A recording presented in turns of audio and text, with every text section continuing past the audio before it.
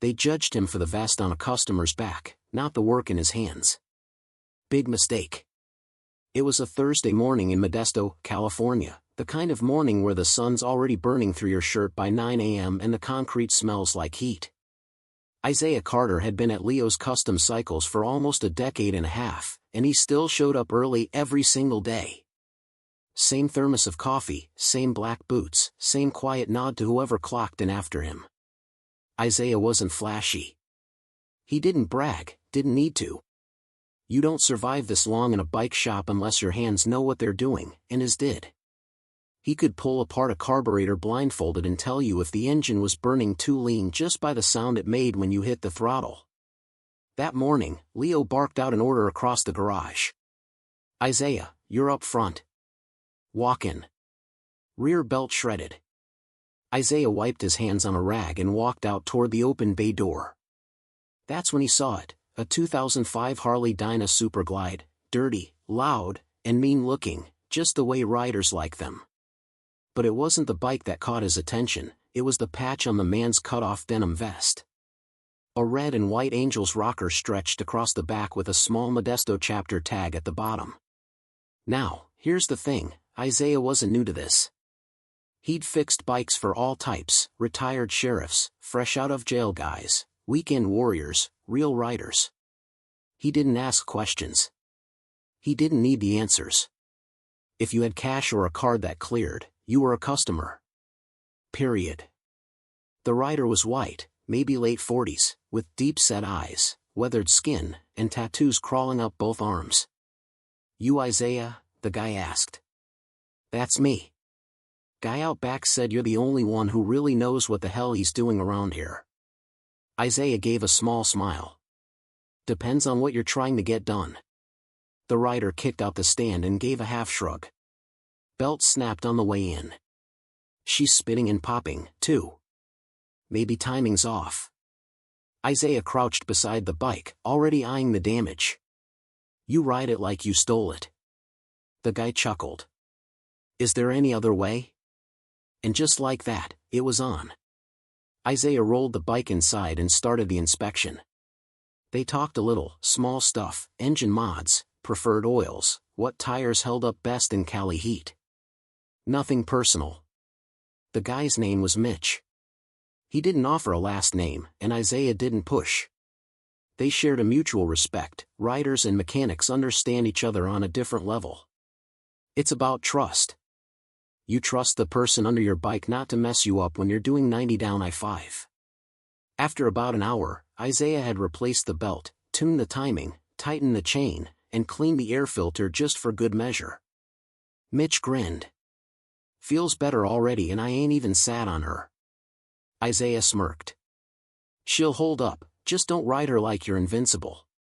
Mitch held out a calloused hand. "Appreciate it, man. You know, people don't always treat us right." You didn't flinch. You just did the work. Isaiah shook his hand. "I fix bikes. I don't fix people." The moment felt genuine, two men from completely different worlds connected by grease, gas, and grit. Isaiah watched as Mitch peeled out of the lot, engine growling like a dog off its leash. But someone else had been watching, too. A coworker, Sam, a young guy who thought he was slick, thought he was funny, took a photo on his phone while Isaiah worked on Mitch's bike. He captioned it, "Guess who's patching up the Angels today?" He didn't show Isaiah, didn't tell Leo, just tossed it on his private Instagram, thinking it'd get a few laughs. But that post, that one photo, was about to turn Isaiah's entire life upside down. By the next morning, Isaiah noticed the energy in the shop felt off. Not loud, not tense, just different. Fewer hellos, less eye contact, like folks were watching him but nobody wanted to admit it. He brushed it off at first. Maybe it was the heat, maybe people were just tired. But when Leo walked past him in the bay without even a nod, Isaiah knew something wasn't right. During lunch, he sat alone on the old bench out back like he always did. He was halfway through his sandwich when Sam came out, phone in hand, snickering. "Yo, Coop," Sam called out. "You see the comments on my story yesterday?" Isaiah looked up slowly. What story? Sam turned the screen so Isaiah could see. There it was, a photo of him crouched beside Mitch's bike, the Hells Angels patch clearly in frame. The caption read, Isaiah's switching teams, guess we got to start calling him Big Red. Underneath were a dozen comments, yo, he in deep now. Ain't that shop affiliated with the Vagos? Watch him start rolling with the crew. Isaiah's chest tightened. He stood slowly. You posted this? Sam shrugged like it was nothing. It's a joke, man. Don't be so serious. Everyone knows it ain't real. But the damage was already done. That afternoon, a customer who'd been waiting on a tire install asked for a different mechanic, said he'd come back next week if Isaiah wasn't available. Another guy stood at the front counter, whispering to the receptionist, eyeing Isaiah like he had a grenade in his back pocket. And Leo still hadn't said a word. Isaiah knew how fast stuff like this could spin. You don't need to say much in a place like Modesto. One bad look, one half-truth story, and suddenly, you're not the guy who fixes bikes, you're the guy they whisper about in the break room. By the end of the shift, Isaiah had had enough. He walked straight into Leo's office, wiped sweat from his forehead, and shut the door behind him. You got a minute? He asked. Leo didn't look up from his desk. You working on that Buell? I was. Now I'm here. Leo leaned back, arms crossed. All right, what's on your mind? That picture. The one Sam posted. Leo's jaw worked like he was chewing words before spitting them out. You got a lot of nerve bringing that to me, Isaiah. Isaiah blinked. Come again? You think I like getting calls from old customers asking if we're working with outlaw clubs now? You think that's good for business? I fixed a man's bike. That's all I did. You know that. You fixed his bike in front of God and everybody, with a smile on your face. Isaiah stepped forward, fists clenched at his sides. So, what? You're telling me we're turning people away based on what jacket they wear now? Leo stood up slowly. I'm telling you this ain't a good look for you or for us. But you didn't have a problem with the skinhead whose Triumph I worked on last month. You didn't care when that dude with the Confederate flag keychain dropped off his Honda. So why now? Leo didn't answer. That silence told Isaiah everything he needed to know. But before he could walk out that office, Leo said something that stopped him cold. Isaiah, Leo said, voice low. I'm letting you go. Just like that. No warning, no sit down, no final write-up or probation. 15 years gone in 5 words. Isaiah blinked hard. He wasn't even sure he heard it right. You're firing me for what? Leo looked down at his desk like the paperwork might give him the courage he didn't have in his own spine. It's not a good fit anymore. A good fit? Isaiah's voice cracked. I train half the guys in that shop. I've stayed late, worked holidays, took pay cuts when you asked. Now I'm not a good fit? Leo avoided his eyes. This isn't personal. Everything about it is personal. The room felt small, airless. Isaiah's ears were ringing. He couldn't tell if it was heat or anger or just disbelief. You know what this is, he said, voice low now. It ain't about no damn photo. You're afraid of what people think, not what's real. Leo didn't deny it, didn't even try. He reached into a drawer, pulled out a thin envelope, and slid it across the desk. Final check, plus your vacation hours. Isaiah didn't touch it. You ever think what kind of message this sends? He asked. To everyone else? To the young cats in that shop watching how you treat people? Leo finally looked up. I'm thinking about keeping my doors open, Isaiah. That's what I'm thinking about. Isaiah stared at him for a long second, then turned and walked out without a word. The sound of the office door clicking shut behind him felt louder than any argument. The shop was quieter than usual. He could feel eyes on him, some curious, some guilty, some pretending they hadn't heard the shouting. Sam was in the corner, pretending to refill the coolant shelf, but he wouldn't meet Isaiah's gaze. Back at his station, Isaiah opened his drawer, pulled out his toolbox key, and unlocked the chest he'd been filling for 15 years, socket by socket, wrench by wrench, all paid for with honest labor. He packed slowly, deliberate, no rush, like he wanted every person in that building to watch him leave and remember it. On his way out, he stopped at the time clock, clocked out for the last time, and didn't say a word. Outside, the heat hit him like a slap. He sat behind the wheel of his old Silverado and just stared at the dash. Everything was quiet except the ticking sound the engine made when it cooled down. His phone buzzed, a text from an unknown number. "Heard what happened?" "That was wrong, bro. I'm sorry." No name, no courage. He tossed the phone on the seat. That night, he didn't sleep. He just lay there, staring at the ceiling fan spin slow overhead, thinking about how fast a man's reputation could be taken away. Not because of what he did, but because of what other people thought he did. 15 years of work, loyalty, and sweat erased by one photo and a handful of scared whispers. But he wasn't broken. He was angry. And underneath that anger, something else was building, resolve. Because if he didn't find out who really started this, he'd never be able to clear his name. And he wasn't about to let a joke ruin his life. The next day, Isaiah woke up early, out of habit. His body moved like it still had a shift to start: coffee, shower, work boots. But this time, there was no place to be. He sat on the edge of the bed for a while, staring at his calloused hands. His phone buzzed again, another message from an old coworker. "Man, that was messed up. You good?" He didn't answer.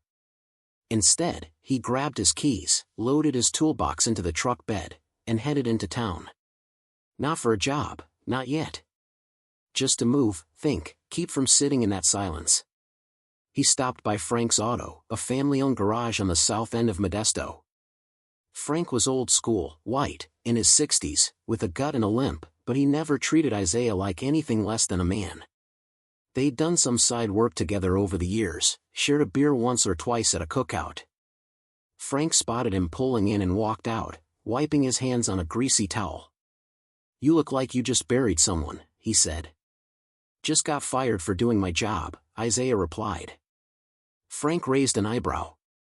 "Heard some rumblings about that. Something about a biker?" Isaiah nodded. "Guy from the Hells Angels. Walked in, needed help.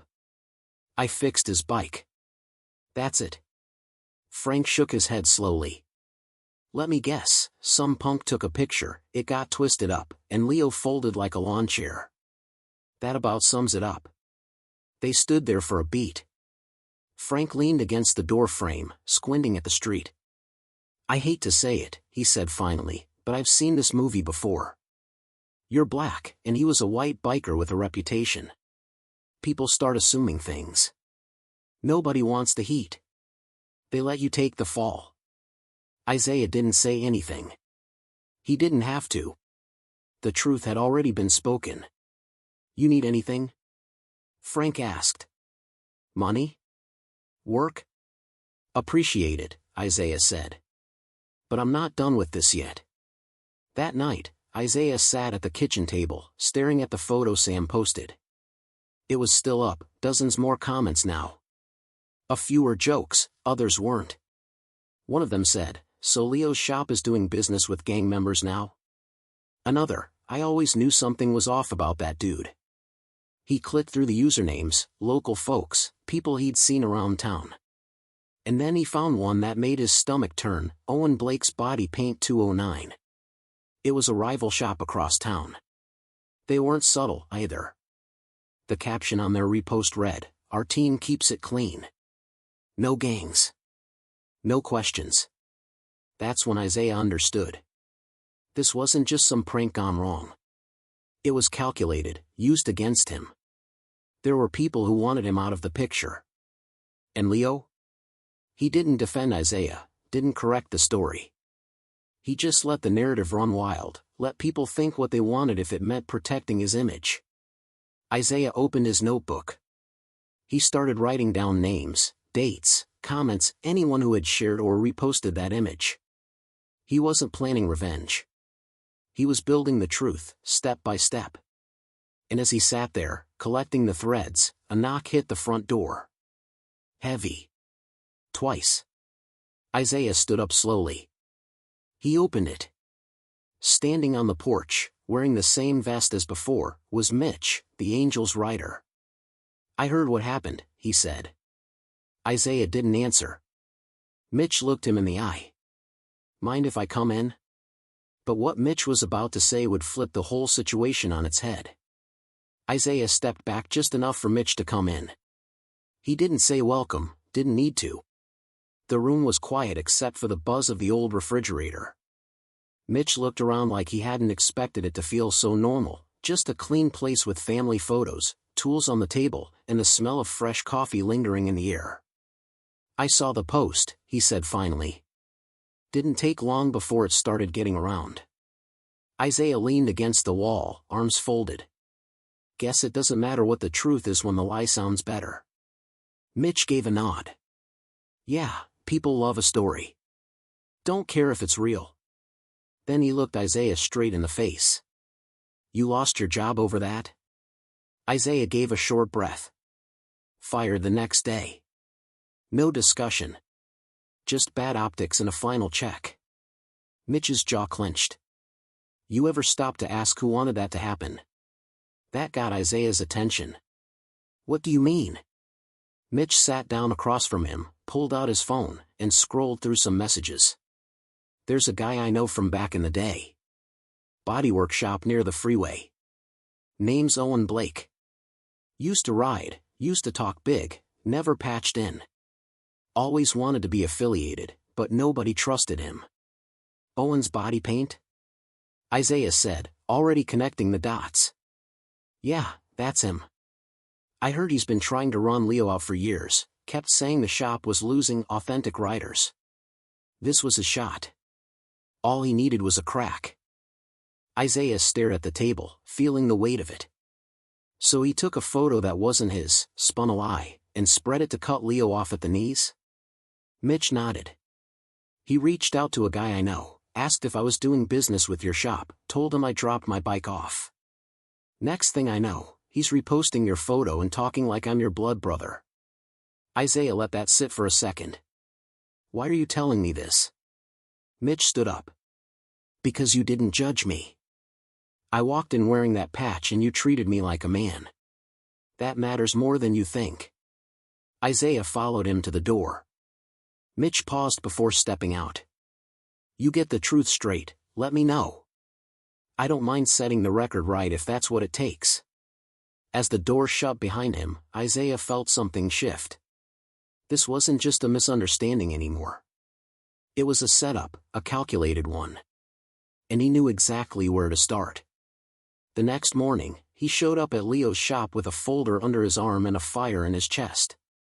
He didn't go through the side like he used to, he walked straight in the front and waited until Leo looked up from the register. "What the hell are you doing here?" Leo asked. Isaiah set the folder on the counter. "This," he said, tapping the cover, "is everything. Every repost, every comment, every message linked to that photo. Most of it tied back to Owen Blake and his body paint shop. He's been trying to squeeze you out for months." Leo's face shifted, but he said nothing. "And the kid who took the picture, Sam. He's the one who handed it over. Might want to ask him how much Blake paid him." But what Leo did next, Isaiah never could have predicted. Leo stared at the folder, hands resting on the counter like he wasn't sure whether to pick it up or throw it in the trash. For a moment, he said nothing, just stood there, face tight, eyes flicking between the paperwork and Isaiah's face. Then he finally spoke. "You saying Sam sold you out? That he was working with Blake?" "I'm saying you fired the wrong man," Isaiah replied. Leo opened the folder and flipped through the pages. There were screenshots, repost timestamps, comment logs. At the bottom, a printed message between Sam and a burner account, an account linked to a number used by Owen Blake's body paint. "Sam sent the photo himself," Isaiah said. "He sold it. Not for much either. A couple hundred. That's all it took." Leo rubbed the back of his neck. His voice dropped. "I didn't know. You didn't want to know. Leo looked up, tired now. You got to understand, Isaiah. People were calling, clients we've had for years. My reputation was on the line. So you threw me under the bus. I made a call under pressure. Doesn't mean it was the right one. Isaiah nodded once. No, it doesn't. Just then, the glass front door opened and in walked Mitch, vest on, boots muddy, sunglasses hanging from his shirt collar. Every eye in the room turned. He didn't wait for permission. He walked straight to the counter, stood next to Isaiah, and slapped down a small stack of glossy flyers. Y'all want to know who I am? Mitch said, loud enough for the whole shop to hear. Name's Mitch Benton. I ride with the Modesto chapter. Been clean since 2011. Run a halfway house for ex-cons out in series. That man, he pointed at Isaiah, treated me with more respect than half the businesses in this town. Fired him for working on my bike? That's coward work. Silence. Mitch leaned in close to Leo, voice low now. You know how many of your clients got family locked up? Folks that made mistakes but are trying to do right? You gonna fire them too when someone comes knocking? Leo didn't answer. Mitch looked around the shop, then back at Isaiah. You let me know if you open your own spot. I'll bring every rider I know your way. He gave Isaiah a nod, solid, real, and walked out the door like he owned the place. Leo rubbed his face, sat down slowly behind the counter, and sighed. I messed up. Isaiah didn't argue. I can try to fix this, Leo said. Put a statement out, talk to the press. You come back, we get ahead of it. But Isaiah was already shaking his head. I'm not coming back. Leo looked surprised. Why not? Because you didn't have my back when it mattered, and now that the smoke's clearing, you're just trying to protect your name. I can't work in a place where loyalty only goes one way. He picked up the folder, tucked it under his arm, and turned to leave. As he walked through the front door, he glanced over his shoulder one last time. You want to make this right, he said. Start by telling the truth. Loud and clear.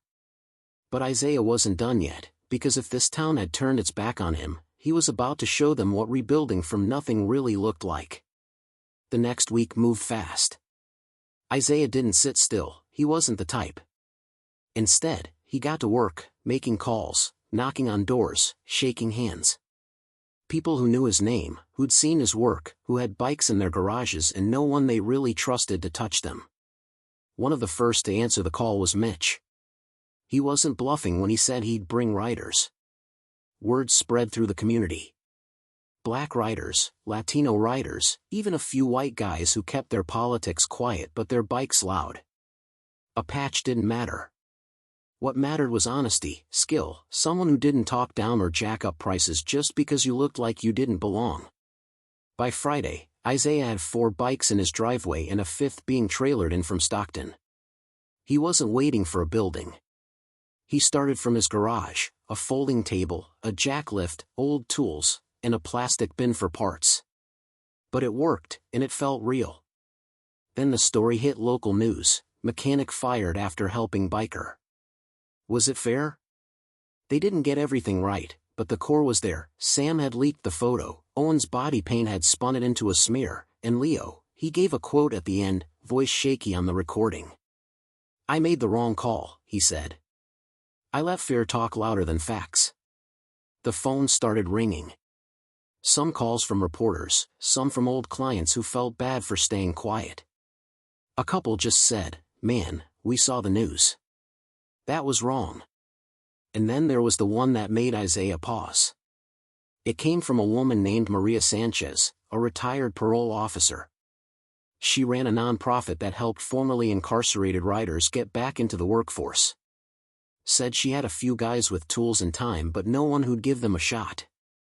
You build something, she said, we'll send you work. Good men just need a break. Isaiah sat in silence after that call, not because he didn't know what to say, but because for the first time in days, the bitterness started to lift. That weekend, he called in a favor from Frank, borrowed a small corner of the old junkyard next to his lot. Frank said he'd help him pour concrete if it came to that, said the city owed him anyway for a mess they made years ago. They set up a tent, brought out work lights. A few guys showed up with their bikes and their stories. One of them was Chris Jones, 39, fresh out after doing time for a bar fight that got out of hand. He'd been turned away from 2 shops that week. Isaiah handed him a wrench. "Ever pulled apart a primary?" he asked. Chris grinned. "Not in a while, but I still remember." That moment mattered. This wasn't just about a job anymore. It was about giving people like Chris a reason to show up, just like Isaiah used to do every morning at Leo's shop, long before a photo made him dangerous. Later that night, Isaiah updated the nameplate on the garage, Carter's Rebuild and Repair. Underneath, painted in red, "No judgment. Just work." But even with momentum building, there was still one last surprise waiting, something Isaiah never saw coming. The Monday after Carter's Rebuild and Repair officially opened, a matte black Ford F-250 pulled into the gravel lot just after noon. Isaiah was under a Yamaha V-Star, wrench in hand, when he heard the door slam. He slid out from under the bike, wiped his hands on a rag, and looked up. It was Leo. No clipboard, no folder, just him, wearing jeans and a wrinkled shop t-shirt, hands in his pockets. Isaiah didn't say anything, just waited. Leo looked around. Tarp-covered bikes, tools on plastic shelves, a few riders sitting on folding chairs, drinking from paper cups. Nothing fancy, but it felt alive. "You built this fast," Leo said. "I didn't have time to waste," Isaiah replied flatly. Leo nodded slowly. "I came to say something. Maybe it's late, maybe it don't matter, but I'm going to say it anyway." Isaiah crossed his arms but didn't stop him. "I got scared," Leo said. "Not of you, not really. I got scared of what people would say, the looks, the whispers. Thought I was protecting the shop, but I didn't protect the man who kept it running." Isaiah said nothing. Leo took a breath. "You made that place better. I never told you that. I should have. And when all this happened, I should have stood next to you, not behind the door." Isaiah looked him in the eye. "You done?" Leo nodded. "Yeah. Good. Then listen." Isaiah stepped forward. "You didn't just fire me. You made it okay for everybody else to turn their backs. You made silence feel normal. That don't just disappear." "I know," Leo said. "I won't ask you to come back. I wouldn't if I were you. I just wanted to say what I should have said before." He turned to leave, but paused. "You need anything? Tools? Lifts? Scrap parts? I mean it. It's yours." Then he walked back to the truck and drove off. Isaiah watched the taillights disappear, then looked back at the garage. Inside, Chris was helping a teenager clean an air filter. Mitch was leaning on a workbench helping another rider patch a tire. And on the wall, someone had taped a handwritten sign, "Your past ain't a problem here. We just fix things." Later that week, Isaiah was sitting on his porch when an envelope arrived in the mail. No return address. Inside was a crisp note, handwritten, "You were done wrong. You didn't fold. Much respect." Enclosed is a token of support from those who ride. There was a check for $5,000, signed simply, Modesto Chapter. Isaiah sat there a long time, staring at it, not because of the money, but because of what it meant. The same patch that got him fired was now the reason his shop might grow. Funny how life works. By the end of the month, Carter's was pulling in steady work.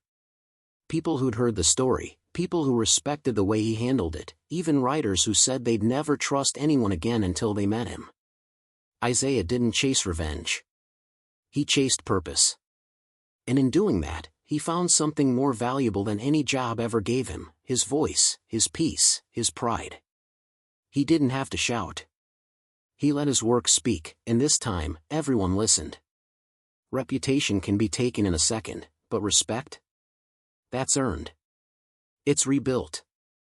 It's protected with every choice you make. Don't be the one who stays quiet when someone's being torn down. Speak truth. Stand tall. And remember, silence can do more damage than hate ever could. Now let me ask you, what would you have done?